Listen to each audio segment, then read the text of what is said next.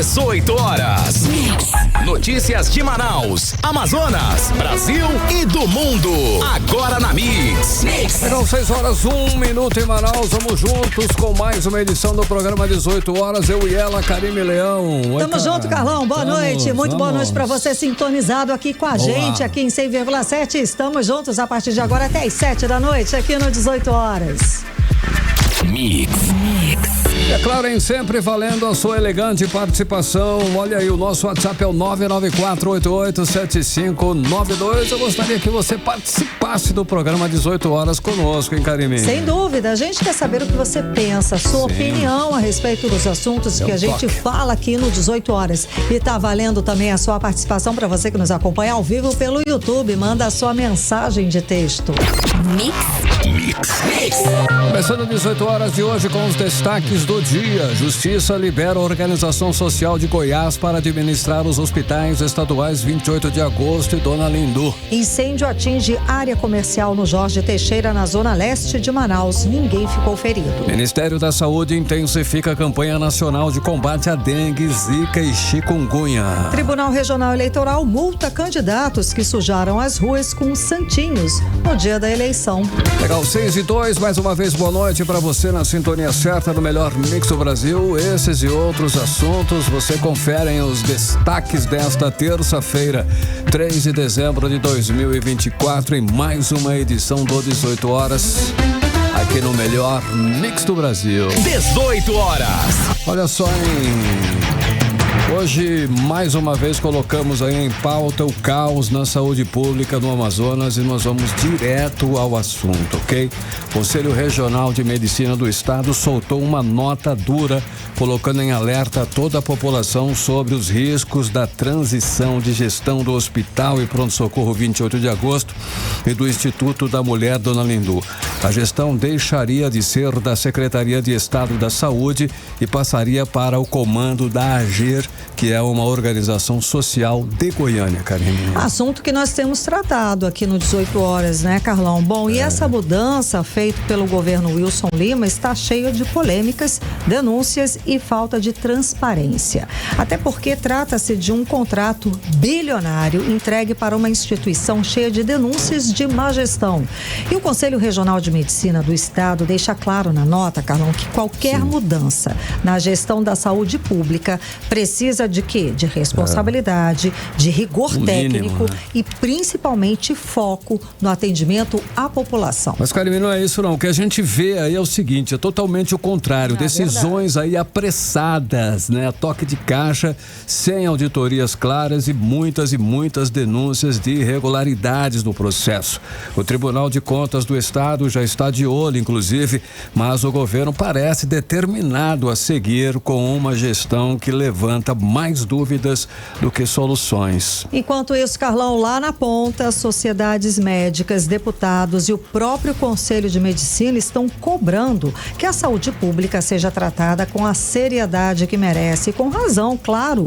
Como confiar num contrato bilionário feito com uma organização social que já carrega um histórico de má gestão e denúncias? A saúde não pode ser jogada na mão de terceiros sem supervisão rígida e total transparência. Olha, Karime, a gente, nós já enfrentamos aí hospitais sucateados já há algum tempo. Falta de medicamentos e profissionais sobrecarregados e ainda todos com salários atrasados, a grande maioria. E agora o risco é ver tudo isso piorar com escolhas questionáveis do governo. E o governo insiste, viu, em entregar a gestão do 28 de agosto e do Dona Lindu para essa organização social. Inclusive, entrou na justiça para suspender a decisão da presidente do Tribunal de Contas do Estado, Yara Lins, que suspendeu esse contrato suspeito. Olha, a decisão acaba de sair. O Tribunal de Justiça do Amazonas determinou a suspensão de uma medida do Tribunal de Contas do Estado que havia interrompido o contrato para a nova gestão do Hospital 28 de agosto e do Instituto da Mulher Dona Lindu. O contrato foi feito por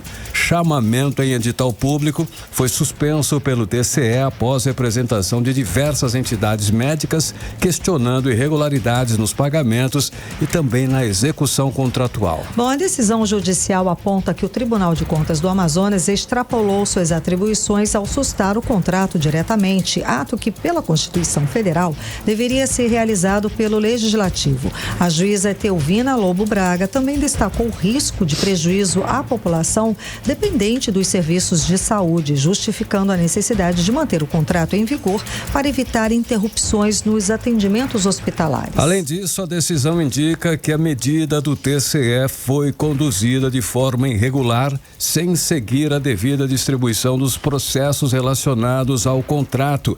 A determinação judicial restabelece os efeitos do contrato e solicita que o TCE responda à ação no prazo legal.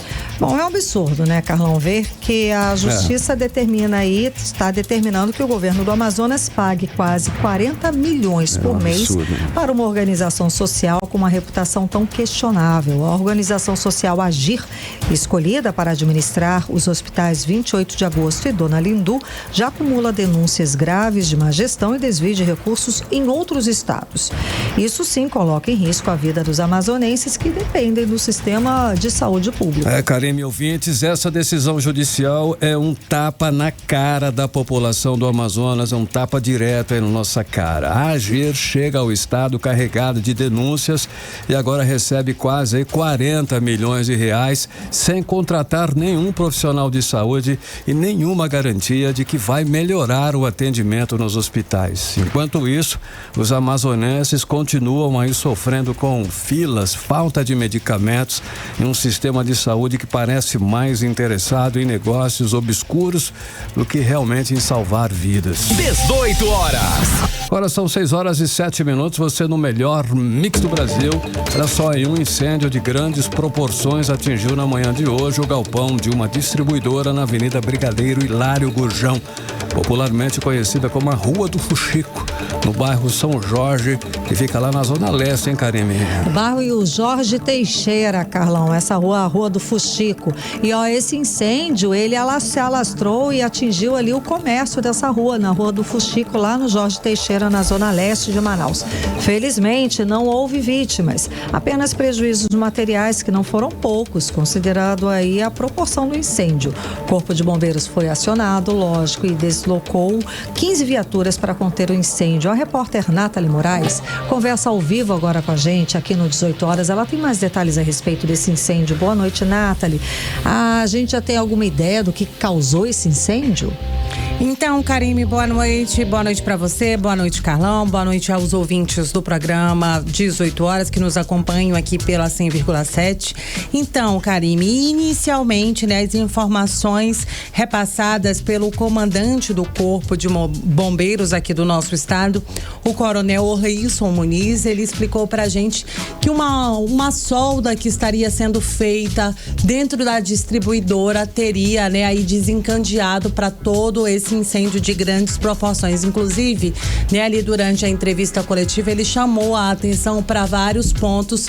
Inclusive, para muita gente pode parecer besteira, bobeira, mas só quando a gente realmente acaba presenciando incêndios de grandes proporções, como o que aconteceu na manhã de hoje, a gente se atenta para itens imprescindíveis, como é o caso de um único extintor de incêndio que, se estivesse ali naquele estabelecimento comercial, teria evitado aí toda essa tragédia, segundo o Corpo de Bombeiros. A situação foi agravada, né, Karime? Como você disse, esse incêndio aconteceu ali na Avenida Brigadeiro Hilário Gurjão. Lá, todo mundo, não tem quem ande ali pelo Jorge Texas e não conheça essa a Rua do Fuxico, né? Uma rua de comércio varejista muito famosa ali naquela região, e a gente percebe o que é um conglomerado muito grande de lojas, né? Uma do lado da outra, são lojas muito coladinhas, sim, né? Sim. Ali uma do lado da outra, tipo, como comércio, parede, né? Com parede, sim, mesmo, normal, né? Então, assim, realmente eles precisaram fazer um trabalho muito grande. Foi por volta das 10 horas da manhã, né, que o Corpo de Bombeiros recebeu esse acionamento e de imediato, né, foram deslocadas para lá, para aquela região, mais de 15 viaturas do Corpo de Bombeiros para tentar controlar ali aquelas chamas. Segundo o comandante-geral do Corpo de Bombeiros, as chamas se espalharam e acabaram atingindo aí, depois de ter iniciado nessa distribuidora de bebidas, pelo menos 12 estabelecimentos comerciais. A gente vai ouvir agora a fala do comandante-geral do Corpo de Bombeiros aqui do Amazonas, o coronel Orleilson Muniz. Vamos conferir. Em torno de 12 edificações foram atingidas. É uma área bem grande, em torno de 2.000 metros quadrados de área total atingida, mas não há indicativo de vítimas, né? A nossa maior preocupação era essa, porque o incêndio, ele é de grandes proporções, que foram completamente comprometidas suas estruturas em virtude da intensidade do incêndio. Por isso que nós estamos preservando a área isolada, tanto das edificações quanto da avenida aqui, a grande quantidade de viaturas de combate a incêndio. Nós já usamos aqui mais de 80 mil litros de água. Nós estamos com 18 viaturas, entre viaturas de combate a incêndio, ambulâncias e viaturas de salvamento. 18 horas. Então, Karime, Carlão e ouvintes do programa 18 horas, como eu disse anteriormente, né? Como as lojas são muito coladinhas uma na outra, realmente o medo era que realmente o incêndio se alastrasse além da área de comércio e invadisse as residências que ficam ali no entorno. Eu digo assim, atrás da rua Hilário Brigadeiro Gurjão, inclusive, né? Tiveram alguns prejuízos, porque os bombeiros precisaram invadir algumas casas, quebrar algumas paredes e pelo menos 7 prédios ficaram aí com a estrutura comprometida depois desse incêndio.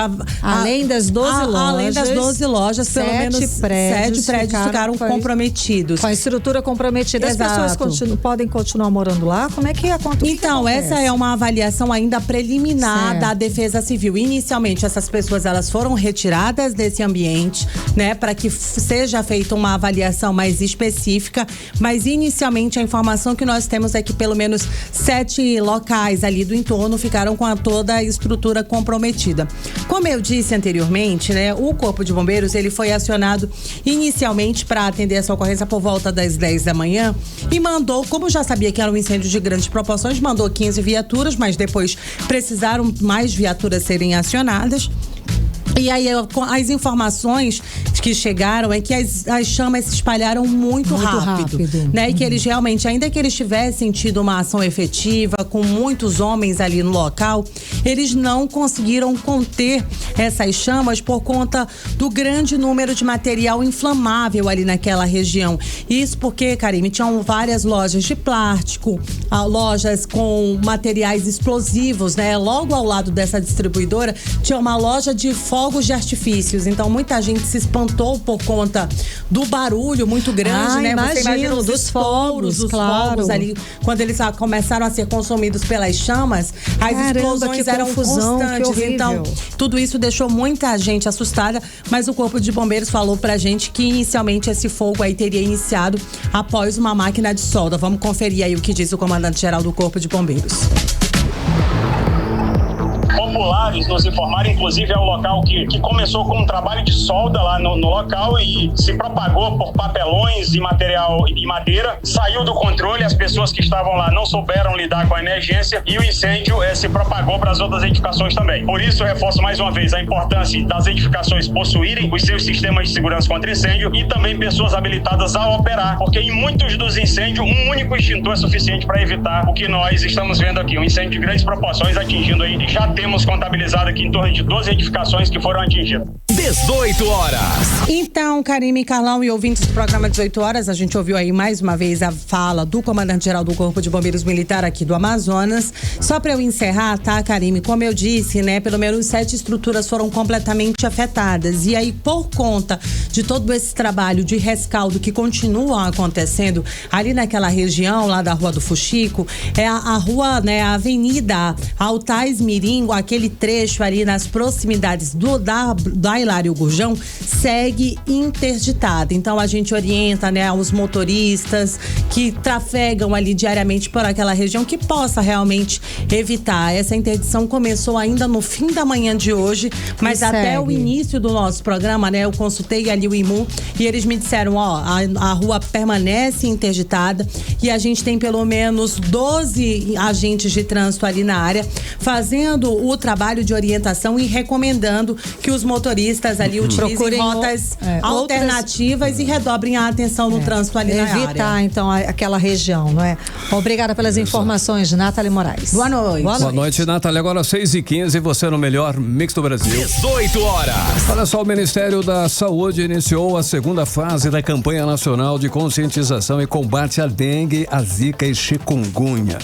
Desde quarta-feira, dia 27 de novembro, os canais digitais do Ministério estão divulgando essa nova etapa que vai rolar até o dia 28 de dezembro, hein? Exato, Carlão, mas escuta, o foco agora está nos sintomas dessas doenças e o slogan da campanha é o seguinte: tem sintomas, a hora de ficar atento a dengue, zika e chikungunya é agora. Sim. A ideia é chamar a atenção de todos para procurar as unidades básicas de saúde assim que perceber sintomas como manchas vermelhas pelo corpo, febre, dor de cabeça ou dor atrás dos olhos. Olha, essa ação faz parte de um esforço maior do governo federal para reforçar a vigilância e também a prevenção das arboviroses, especialmente durante o período de chuva, que é quando o mosquito Aedes aegypti aproveita aí para se espalhar.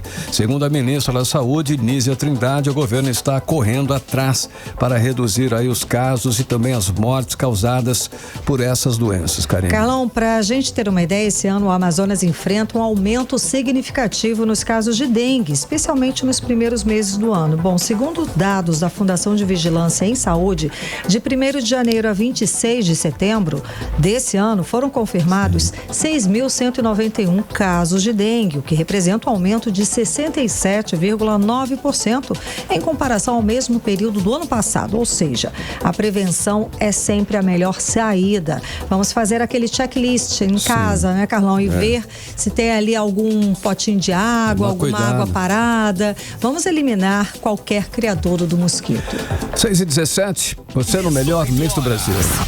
Olha só, o prefeito Davi Almeida apresentou hoje um projeto do Hospital Dia, primeiro a ser construído na rede municipal, inclusive municipal de saúde da capital. Será no Parque Mosaico, que fica lá na zona oeste de Manaus, Karine. Segundo o projeto, Carlão, a unidade vai ser destinada a casos de média complexidade, atendendo a procedimentos clínicos, cirúrgicos, terapêuticos, além de oferecer diagnósticos que precisem de internação do paciente, mas por um período máximo de 12 horas.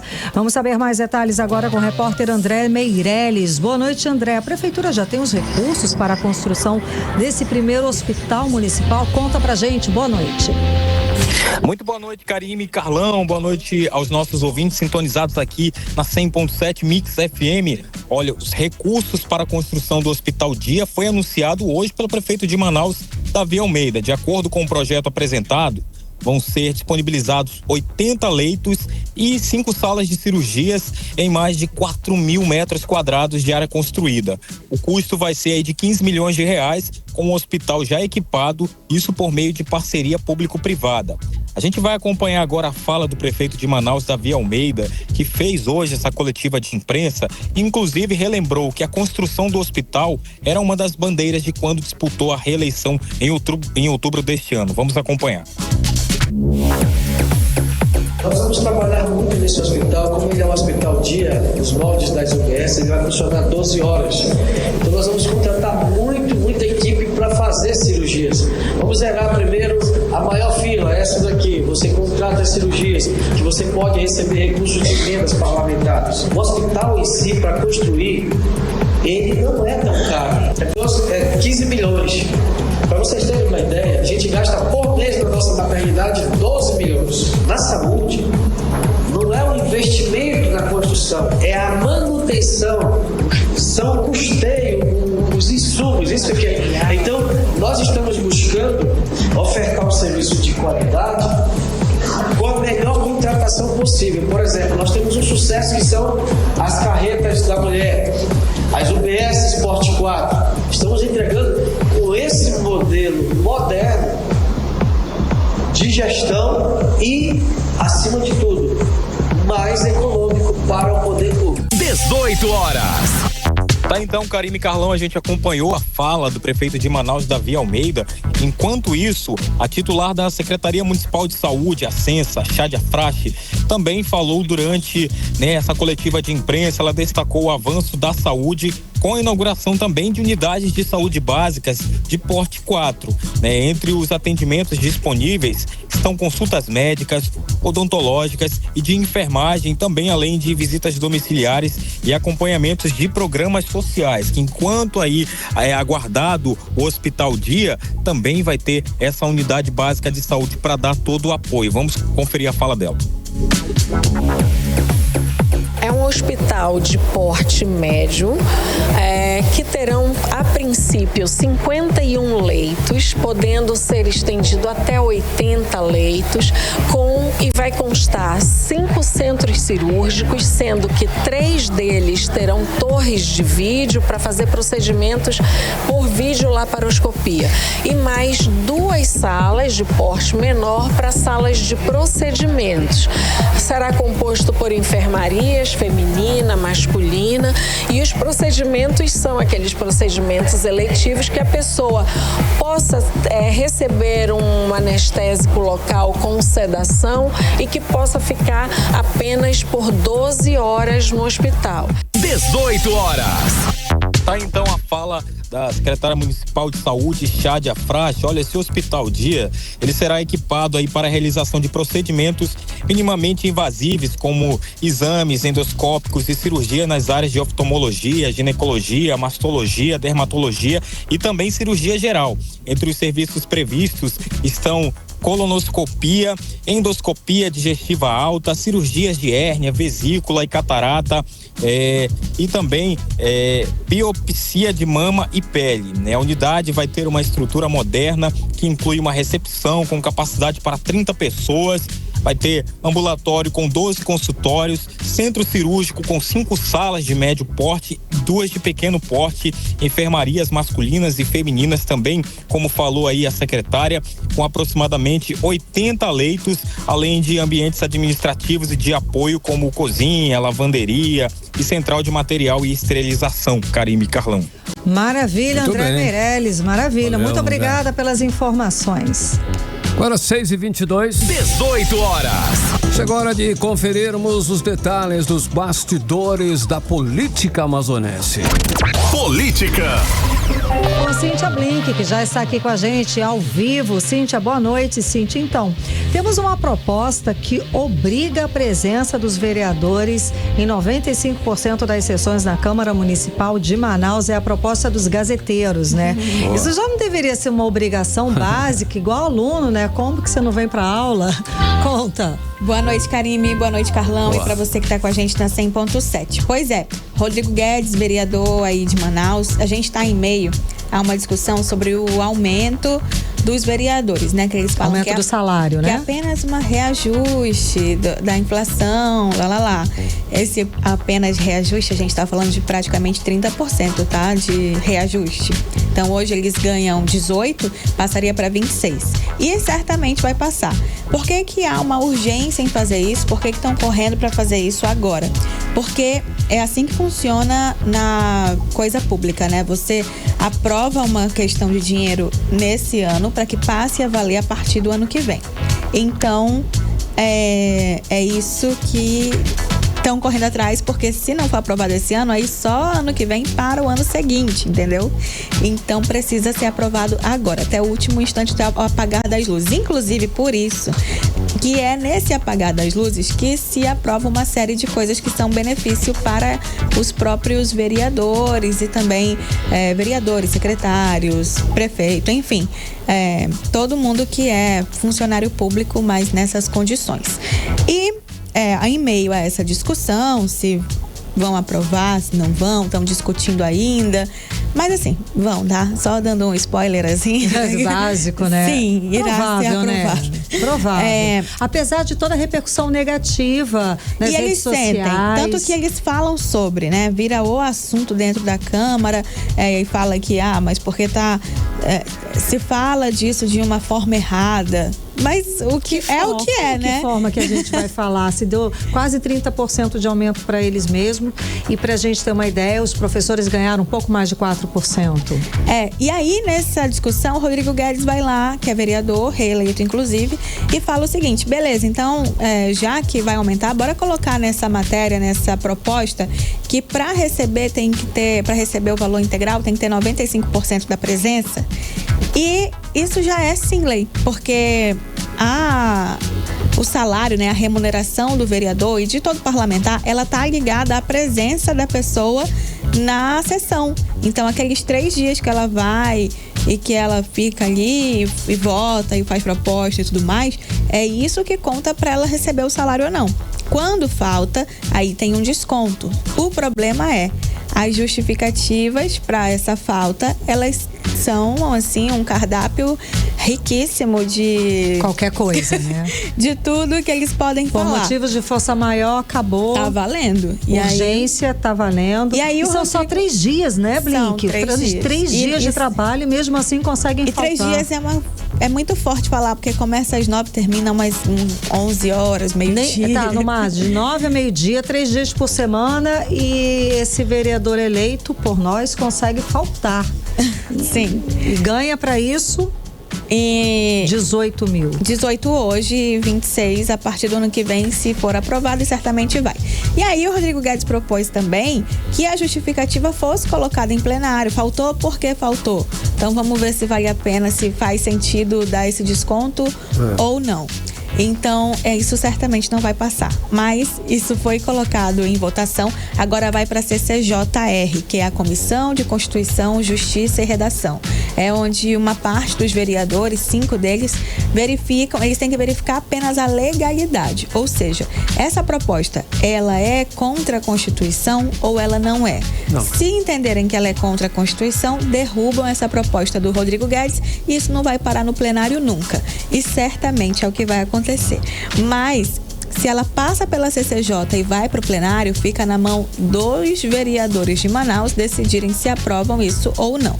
E aí, nós temos aí alguns... Hoje o Rodrigo Guedes falou na tribuna exatamente sobre isso, e alguns vereadores falaram a favor, por incrível que pareça. Eu acho incrível. Que legal. Mas a grande maioria, a esmagadora maioria, falou que é contrário. Assim, falou que, olha, se isso aí passar, não tem problema nenhum. Eu sou a pessoa que vem o mesmo, então pra mim, tanto faz. E outros falaram que nada a ver isso aí, entendeu? Tá inventando coisa. Tá pegando no nosso pé porque... gratuitamente, não tem nada a ver. Então, eu acho que essa história não vai parar no plenário, porque ela será barrada na CCJ. Mas se for parar no plenário, vai ser bem divertido. O Rodrigo Guedes também já avisou, porque é amanhã é quarta, né? Que vão definir lá na CCJ se passa ou não. Que ele quer acompanhar, e a gente pode acompanhar. Não tem transmissão ao vivo, como tem a sessão plenária, mas a gente pode sim acompanhar a reunião da comissão, e eu pretendo fazer isso para contar tudo para você. Ótimo. Blink, conta essa aqui, olha só, tem um vereador puxando a orelha dos colegas, dizendo que eles só postam bosta nas redes sociais, é isso mesmo? Essa palavra assim, gente? Foi, ele desse usou jeito, essa palavra. Ele que falou, não foi eu. Sim, que educado. Tô reproduzindo aqui o que ele falou. Lógico, Carlão, você seria incapaz de uma palavra eu sou tão de baixo delicado, calão, assim. Vocês querem continuar aí? Não, conta aí. Tá bom. Desculpa. O vereador Alan Campelo, ele foi reeleito, ele tá na Câmara, e aí foram estudantes de direito lá na Câmara Municipal, e esses estudantes de direito fizeram um exercício que foi fazer proposta também, como se fossem vereadores. E aí o Alan, na hora de elogiar os estudantes, ele aproveitou para dar essa belíssima alfinetada, né? Assim, sem qualquer delicadeza, como vocês disseram, alfinetada nos parlamentares que vão chegar a casa. Ele falou que teve gente que tem que aprender com os estudantes, porque tem gente que se empolga com a repercussão nas redes sociais, consegue voto por meio disso e consegue muito voto. Tem gente que foi eleita, mas que se dedica o dia inteiro a passar o dia postando bosta na internet. Foi isso que ele falou. E que isso funciona, que isso dá certo, mas que o futuro do Brasil está na mão desses estudantes de direito e não nessas pessoas que vão ser vereadores daqui a pouco, né? Que são vereadores eleitos. Eu não sei exatamente para quem ele tá falando isso, mas ele tava brabo na hora de falar. Bem chateado. Tava bem chateado. A gente já viu o Sassá, né, brigando com o Salazar, mas o Sassá tem o agravante de que ele não volta pra Câmara, ele não foi reeleito, ele tá fora. Agora, o Alan, eu não tô sabendo o que aconteceu, se ele tomou as dores do Sassá, por exemplo, mas não vejo ele tão próximo. Eu só sei que ele mandou esse recado aí de, olha só, vamos seguir o exemplo dos estudantes, porque o que a gente tem hoje não é muito bacana, não. Esse negócio de internet tá fazendo todo mundo ficar postando tudo que é coisa. E tá funcionando que dá voto. Blink, o Tribunal Regional Eleitoral aplicou mais de R$500 mil em multas para candidatos que sujaram as ruas com os famosos santinhos no dia das eleições. É isso mesmo? É isso. O presidente do Tribunal Regional Eleitoral do Amazonas chegou a prometer, na época que a gente estava fazendo ali aquele momento de ir para votação, ele chegou a falar que, olha só, isso vai ser punido com rigor, não é para tratar assim como qualquer coisa que pode jogar, que pode sujar e vai ficar por isso mesmo. Não vai. Pois bem, não ficou, porque foram vistos 103 processos, né, pelo Tribunal Regional Eleitoral, e quem paga por isso é o dono da fotinha que tá lá, o partido, não é quem jogou exatamente, né? Seria o beneficiado pelo santinho tá ali jogado. E aí, como você falou, foram 503 mil, praticamente R$500 mil. Isso não é uma multa grave, porque somando todas elas dá 503. Mas, por exemplo, a mais cara que pode chegar é de 8 mil. Comparando com multas do TRE, não é nada, porque as multas do TRE batem ali 50 facilmente. E a mais barata, por conta dessa questão do santinho, é de 2 mil. Aí, somando tudo que foi gente, tudo que foi candidato, né, que fez isso, bateu ali os 503 mil. E poderia ter sido até mais, só que teve algumas situações que foi julgado que não precisava receber nenhum tipo de punição. Aí também teve a SEMAS Clima, que também vai aplicar multa, então ela aplica mais 600 mil, somando tudo, por causa da sujeira que fez, né? Tô falando da Secretaria Municipal de Meio Ambiente e Mudança do Clima. Então, esse povo aí que jogou santinho, no fim vai ter um prejuízo de mais de 1 milhão, porque aí paga pra SEMAS e paga pro TRE. Caramba, boa. Pelo menos isso, né? Pelo menos dá alguma punição, algum tipo de punição. Tem mais algum bastidor, Blink? Ou só amanhã você vai apurar mais e amanhã você traz pra gente? Tenho. Conta. Eu tenho uma direto de Brasília que o Omar Aziz, ele vai trazer um empréstimo para o Amazonas. E assim, a gente não pode ser inocente. E sim, está havendo um movimento para Omar ser governador.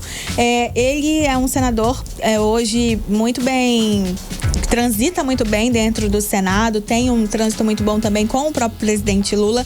Ele é alguém que é ouvido por lá e isso é muito difícil de fazer, em especial quando você é do Amazonas. Existe uma desvantagem para nós, sim, isso é real, isso existe, isso não é segredo para ninguém. E Omar conseguiu rodar ali a discussão sobre um empréstimo para o Amazonas de 70 milhões de dólares, o que em reais dá mais ou menos 400 milhões. E isso para quê? Para fazer o Prosamin Parintins. E a gente sabe a proximidade que Omar tá ali com Bi Garcia e Matheus Assayag, toda aquela turma que até outro dia estava até reunida para entregar a medalha para Bi Garcia, medalha Rui Araújo na Assembleia.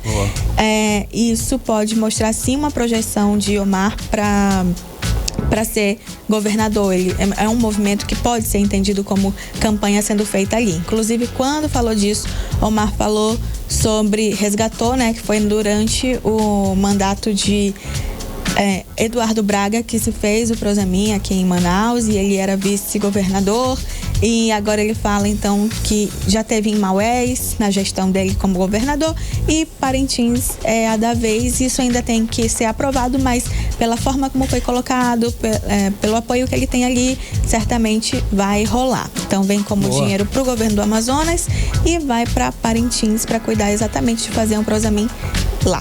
Maravilha, Blink. Trago mais informação para você amanhã. Obrigada, boa noite. Valeu, Blink, boa noite, 6h34. 18 horas. Continue aí, daqui a pouquinho você confere aqui no 18 horas. Bandido tenta fugir do julgamento, mas acaba quebrando a perna ao pular do fórum Enoque Reis. Detalhes em instantes. Mix. Agora 6h34, vamos conferir tempo e temperatura, previsão do tempo para amanhã aqui em Manaus, amanhã quarta-feira. Karime. Previsão do tempo. Segundo informações do Clima Tempo, para essa quarta-feira, previsão é de sol com algumas nuvens e chuva passageira. À noite o tempo fica firme, mínima prevista 25 graus, máxima não deve passar dos 31 graus. Chances de chuva 74%, a umidade relativa do ar fica entre 67% e 93%. Mix. Olha, o nosso Rio Negro subiu mais 4 centímetros de ontem para hoje, elevando agora o nível para 14 metros e 49 centímetros. E o Rio Negro fechou o mês de novembro, Carlão, subindo 2 metros e 19 centímetros. Um pouco mais do que o mês de novembro do ano passado. Uma boa. Um nível melhor aí. Vamos respirar um pouquinho mais aliviados. Mix. Nós só estamos em dezembro vermelho, olha o detalhe, mês de combate às doenças sexualmente transmissíveis. E tem um dado que é preocupante aqui no Amazonas, aqui no nosso estado. Até outubro, só 50% da população alvo foi vacinada contra o HPV, bem longe da meta de 80% estipulada pelo Ministério da Saúde, hein, Karime? Tem mais, viu, Carlão? Essa situação fica ainda pior por causa das dificuldades de acesso às regiões mais afastadas no estado e também pela falta de campanhas educativas que realmente cheguem até a população. Quem explica mais a respeito do assunto é a repórter Nathalie Moraes. O HPV é a infecção sexualmente transmissível mais comum no mundo e está diretamente associado a vários tipos de câncer, especialmente o câncer de colo do útero, que afeta cerca de 17 mil mulheres no Brasil a cada ano e continua sendo a 4ª principal causa de morte por câncer entre mulheres no país, como explica a doutora Nájila Ribeiro, infectologista. O HPV é o papiloma vírus humano e ele é transmitido principalmente pelo contato sexual. É importante destacar que o HPV está ligado a pelo menos 5 tipos de cânceres: o câncer de colo uterino nas mulheres, o câncer de pênis nos homens, o câncer de canal anal, orofaringe, vulva e vagina. A vacina disponível no Brasil protege contra 16 dos 18 tipos de HPV, responsáveis por cerca de 70% dos casos de câncer do colo do útero, além de prevenir os tipos 6 e 11 causadores de verrugas genitais. O público-alvo da vacinação inclui meninos e meninas de 9 a 19 anos, além de pessoas de até 45 anos em situação de vulnerabilidade, como aquelas que vivem com o HIV, transplantados e pacientes oncológicos, assim como as vítimas de abuso sexual, que também têm direito à imunização gratuita pelo SUS, como afirma a especialista. A vacina contra o HPV é a nossa principal aliada, pois ela vai diminuir a contaminação pelo HPV, que é o principal agente na formação dessas lesões neoplásicas, evitando o câncer invasor com uma eficácia de mais de 90%. Daí a importância de se procurar a vacina e evitar todos esses tumores. Apesar de avanços no aumento da cobertura vacinal, com 42% a mais de doses aplicadas em 2023, totalizando 5,6 milhões de vacinas, ainda há dificuldades em diversos estados, incluindo o Amazonas. Para atingir as metas estabelecidas em 2024, o Brasil implementou um novo esquema de vacinação contra o HPV, com a introdução de uma dose única, seguindo as orientações da Organização Mundial de Saúde. Nathalie Moraes para o 18 horas. Você está ouvindo 18 horas. Olha só, o Ministério da Saúde enviou o total de 163 ambulâncias para mais de 120 municípios dos estados do Acre, Amazonas, Goiás, Mato Grosso do Sul, Pará, Roraima e São Paulo. Manaus recebeu 14 ambulâncias do Serviço de Atendimento Móvel de Urgência, que é o SAMU, Karime. Exato, Carlão. Esse envio foi feito essa segunda-feira e, com isso, em todo o Brasil, pelo menos 28 milhões de pessoas passam a ter acesso ao serviço do SAMU 192. A ação faz parte do novo programa de aceleração do crescimento do governo federal, com o objetivo de expandir os serviços essenciais na rede pública de todo o país, como é o caso do SAMU. Olha, em 4 anos a cobertura vai passar de 87% para mais de 90% da população brasileira, ampliando assim o acesso a esse serviço que estava estagnado desde o ano de 2017. 18 horas. Olha só, hein? Com o Natal chegando, os artigos dessa época do ano entram na mira da fiscalização do IPEM, que é o Instituto de Pesos e Medidas do Amazonas. A Operação Natal Seguro começou hoje e vai até 16 de dezembro em Manaus e região metropolitana. Carlão, e além desses materiais e artigos natalinos, as frutas e alimentos da época também estão sendo vistoriados. Vamos acompanhar os detalhes agora com o Odinei Araújo. A Operação Natal Seguro tem o objetivo de garantir mais segurança e confiança na venda de produtos natalinos.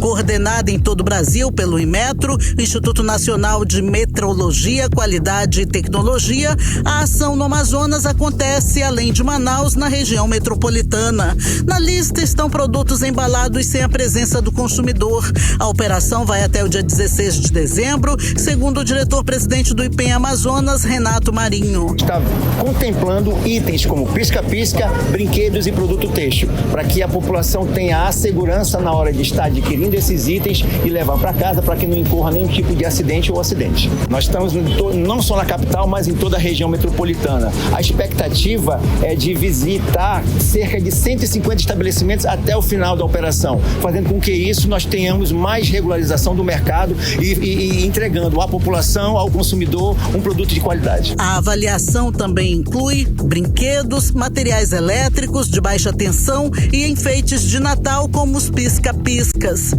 Segundo o diretor-presidente Renato Marinho, algumas empresas da área tentaram inclusive burlar a fiscalização. No caso dos pisca-pisca, tem que estar em linguagem em português, tem que ter identificação do importador ou produtor e ainda assim tem que ter a certificação do Inmetro.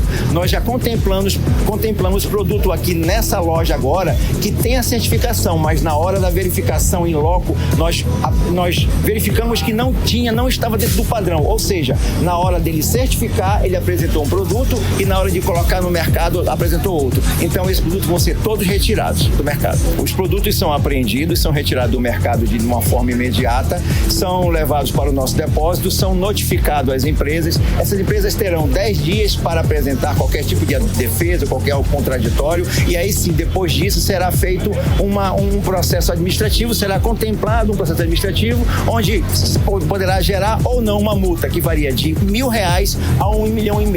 Então, consumidor, você que nesse momento está saindo ou está se programando para ir às compras do final de ano, muita atenção quanto a adquirir esses itens, para que não incorra na festa se transformar numa tristeza. Também estão sendo fiscalizados produtos alimentícios típicos das festas de fim de ano, como panetones, frutas cristalizadas, nozes, castanhas, uvas passas, peru, pernil, chester, tender e bacalhau.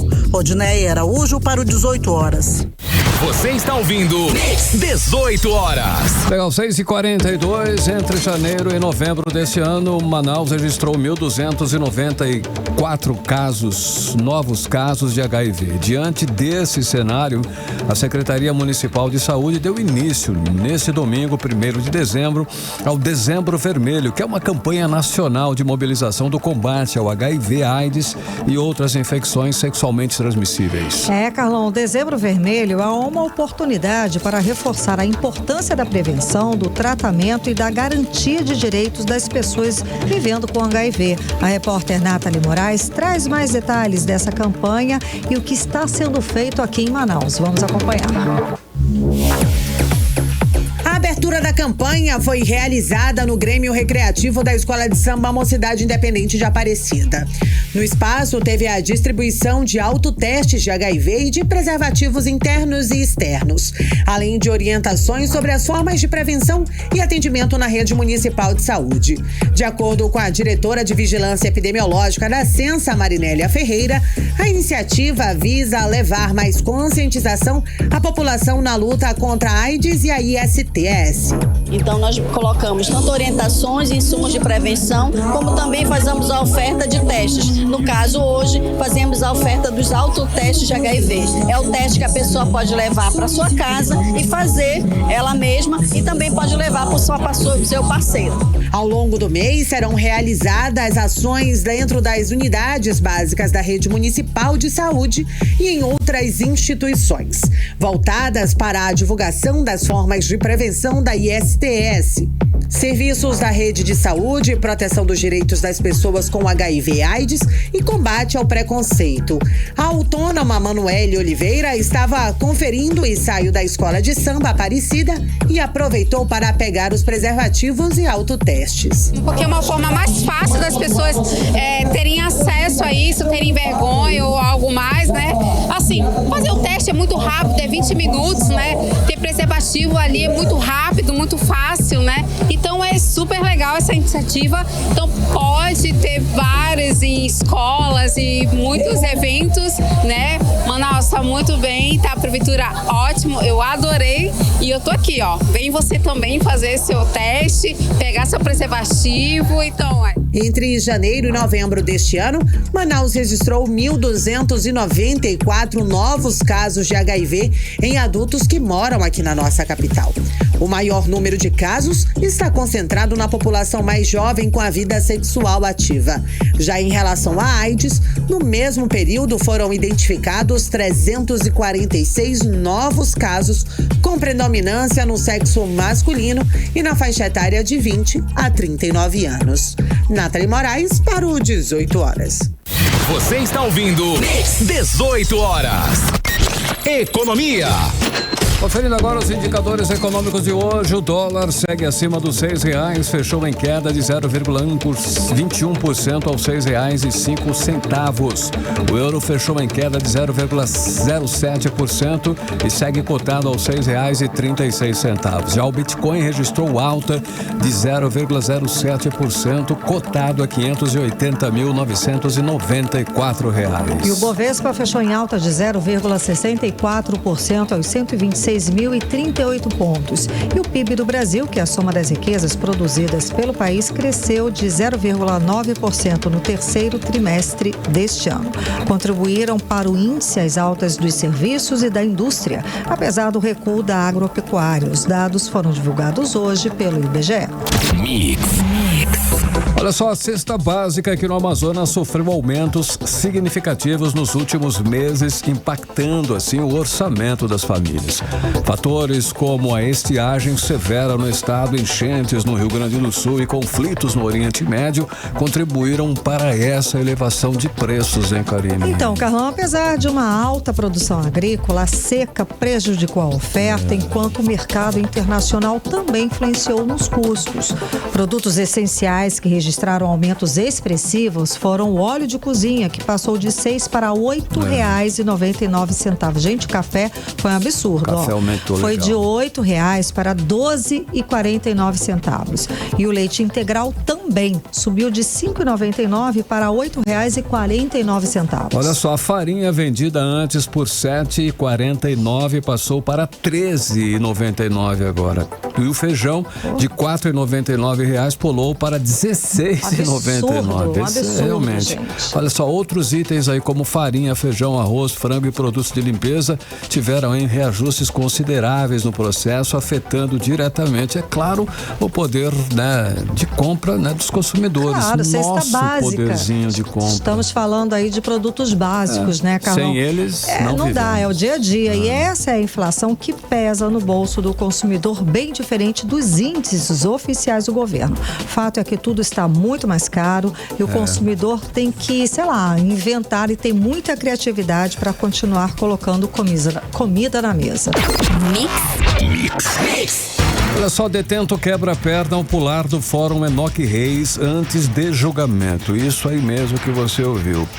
O venezuelano José Gregório Granadillo Afonso tentou fugir enquanto aguardava aí julgamento no Fórum Ministro Enoque Reis aqui em Manaus, quebrou a perna. Só, né? Ele tentou pular, quebrou a perna. Enfim, ele está sendo processado por crimes de furto e tráfico de drogas. E quem tem mais detalhes a respeito desse caso é o repórter André Meirelles, que volta a conversar ao vivo com a gente aqui do 18 horas. Boa noite mais uma vez, André.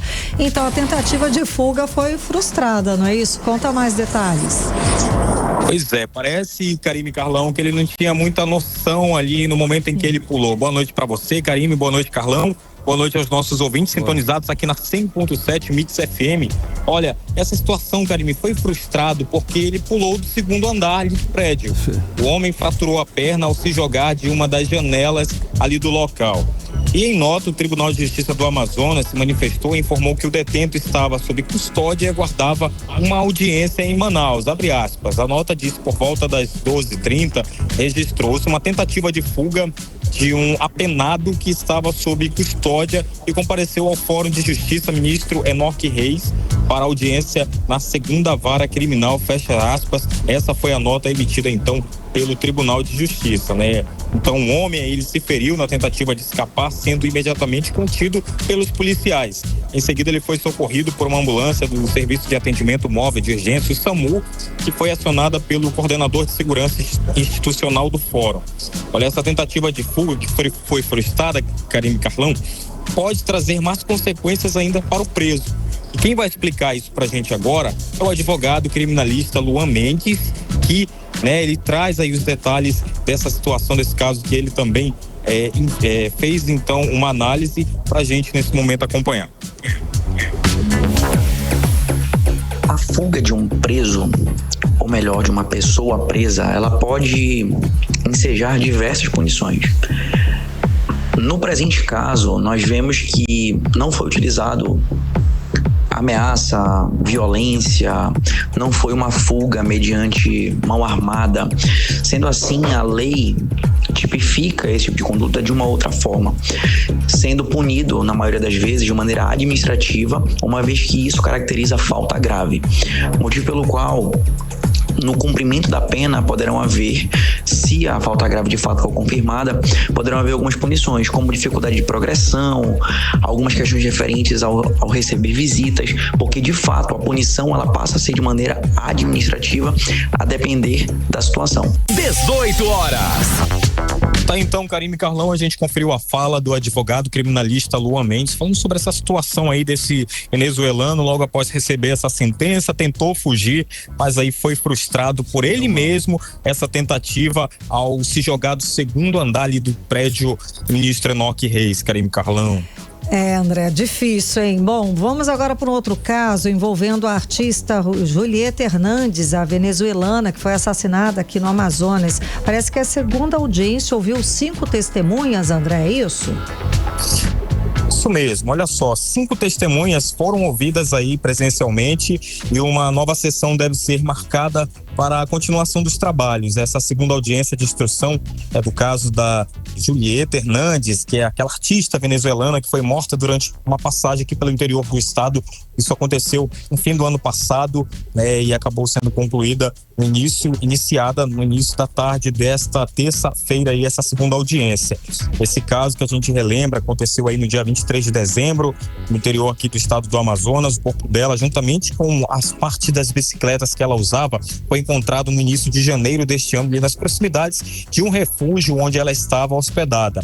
Ela morava no Brasil há cerca de 8 anos, fazia parte do grupo Pé Vermelho, composto aí por artistas, e cicloviajantes que percorrem o país. A audiência desta terça-feira ocorreu ali às portas fechadas no Fórum da Justiça. A desembargadora Naide Vasconcelos, no município de Presidente Figueiredo, onde o crime ocorreu. Durante a sessão, a defesa de Julieta insistiu em tentar reclassificar o crime como um feminicídio. As 5 testemunhas ouvidas apresentaram novos indícios que acabaram corroborando aí esta tese. Uma 6ª testemunha era esperada, inclusive, na sessão de hoje, mas ela não compareceu. Aí, por esse motivo, o juiz responsável pelo caso decidiu marcar uma nova sessão em data que ainda vai ser definida para manter aí a classificação do crime como latrocínio, Karime Carlão? Obrigada, André Meirelles, pelas informações. Boa noite. Valeu, André, boa noite. Agora são 6 horas e 53 minutos. Você no melhor Mix do Brasil. 18 horas. Olha só, hein, pessoal, uma notícia boa para a educação aqui no Amazonas. O número de alunos que estão sendo beneficiados pelo programa Pé de Meia cresceu bastante aí nos últimos meses. Olha só, em julho eram 102 mil estudantes recebendo o benefício. Agora, em novembro, esse número já chegou a 133 mil. Carlão, e tem mais, viu? O programa também começou a atender alunos da Educação de Jovens Adultos, o EJA. Uma conquista, lógico, importante para quem está voltando para a sala de aula e precisa desse apoio, como explica a repórter Odineia Araújo. O programa Pé de Meia foi lançado no Amazonas em 27 de março desse ano, logo após o pagamento da primeira parcela. O programa oferece um incentivo de R$200 por mês que pode ser retirado a qualquer momento. Além disso, a cada ano letivo concluído, o aluno recebe um depósito de R$1.000 que pode ser sacado no final do ano escolar, com as 10 parcelas mensais e o bônus de R$200 para quem participar do Enem. O valor total pode chegar a R$9.200 por aluno. No começo, o benefício era destinado apenas a estudantes do ensino médio da rede pública registrados no sistema Gestão Presente. Em agosto, o programa foi ampliado para incluir estudantes do ensino médio com família inscrita no CAD único e com renda per capita de até meio salário mínimo. Com isso, o número de estudantes do Amazonas que recebem um benefício Pé de Meia subiu de 112 mil em julho para 133 mil em novembro, segundo o Ministério da Educação.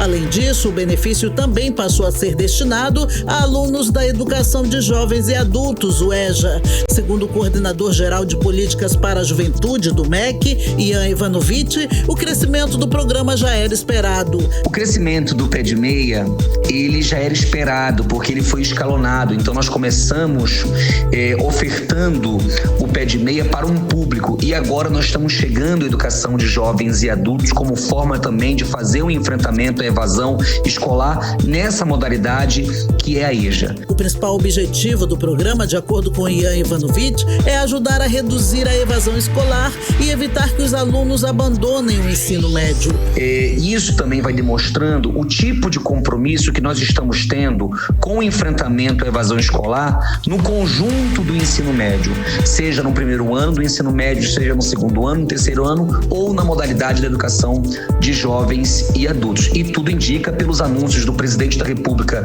e do ministro Camilo Santana, que isso também deve seguir aumentando. O Pé de Meia tem se demonstrado uma política com muita efetividade. Veja, o estado do Amazonas, 100% dos estudantes que poderiam fazer o Enem se inscreveram. E isso, na nossa opinião, está muito vinculado a esse novo momento do ensino médio brasileiro com o Pé de Meia. No Amazonas, a taxa de repetência nos 3 anos do ensino médio é de 1,4% e a evasão de 1,6%. Já a taxa de alunos que migram do ensino regular para o EJA é a maior do país, enquanto a média nacional é de 1,4%, no Amazonas a taxa é de 2,7%. O EJA é uma espécie de supletivo para que os alunos concluam mais rápido os estudos. A previsão do MEC é investir até o final do ano R$346 milhões no Amazonas através do Pé de Meia. Odineia Araújo para o 18 horas. Você está ouvindo 18 horas. Agora, só no clima de Natal é que a Prefeitura de Manaus inaugurou na noite desta segunda-feira uma árvore de Natal, que bacana, de 30 metros de altura no Complexo Turístico da Ponta Negra, marcando assim o início das celebrações do Natal dos Sonhos, Karime. É tempo de sonhar, compartilhar e realizar. Olha que bonito. Olá. Vamos acompanhar os detalhes agora com Nathalie Moraes. Olhares encantados, sorrisos e muitos registros. Assim estava o clima na noite desta segunda-feira, com a entrega da árvore de Natal do Complexo Turístico da Ponta Negra. A estudante Maria Cecília aproveitou cada momento para fazer belas fotos. A ornamentação desse ano está muito bonita. Se superaram com a ornamentação. Trouxeram o Papai Noel no sábado, está muito bonito. Sábado passado eu vim, muito legal.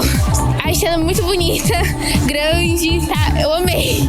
O autônomo Joilson Souza veio com toda a família passear e se deparou com um cenário natalino completo. Ele disse que ficou encantado com o que viu por aqui.